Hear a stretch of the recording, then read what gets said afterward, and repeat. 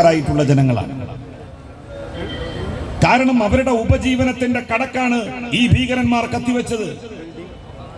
കുറച്ചു കാലത്തേക്കെങ്കിലും ആളുകൾ കശ്മീരിലേക്ക് പോകുന്നതിന് പ്രതിബന്ധമുണ്ടാകും.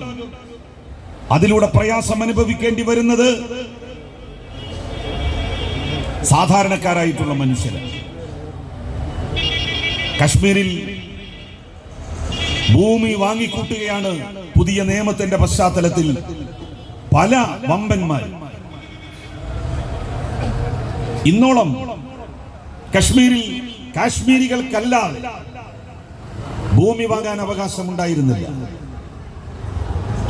അതുകൊണ്ട് തന്നെ ഓരോ കശ്മീരിക്കും ഭൂമി ഉണ്ടായിരുന്നു. കശ്മീരിൽ ഭൂരഹിതനായിട്ടുള്ള ഒരു കശ്മീരിയെ പോലും അവിടെ നമുക്ക് കാണാൻ കഴിയില്ല. എവിടെയെങ്കിലുമായിട്ട് ഭൂമി ഉണ്ടാകും. ഒരു വീട് വെക്കാം, ഒരു കൂര കെട്ടി താമസിക്കാം. എന്നാൽ ആർക്കും വില കൊടുത്ത് വാങ്ങാൻ ഭൂമി യഥേഷ്ടം കശ്മീരിൽ നരേന്ദ്രമോദിയും അമിത്ഷായും ലഭ്യമാക്കിയപ്പോ പലരും പല സ്ഥലങ്ങളിൽ നിന്നും ഗ്രാമപ്രദേശങ്ങളിൽ വന്ന് ഗ്രാമീണരുടെ അജ്ഞത മുതലെടുത്തുകൊണ്ട് പറ്റിച്ച് ചുളുവിലക്ക് സ്ഥലങ്ങൾ കൈക്കലാക്കി. 4-5 വർഷവും കൂടി കഴിഞ്ഞാൽ ആയിരക്കണക്കിന് 10,000-കണക്കിന് വരെയായിട്ടുള്ള കശ്മീരികൾ അവിടെ ഉണ്ടാകും എന്നുള്ള കാര്യത്തിൽ സംശയം വേണ്ട.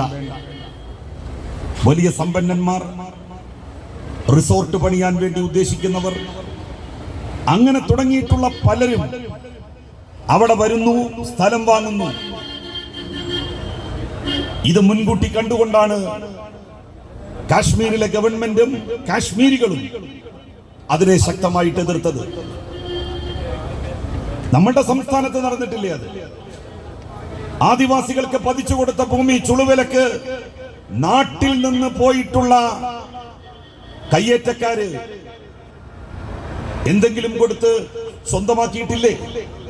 സമാനമായ സംഭവമാണ് കശ്മീരിൽ ഇപ്പോൾ നടന്നുകൊണ്ടിരിക്കുന്നത് വ്യാപകമായിട്ട്.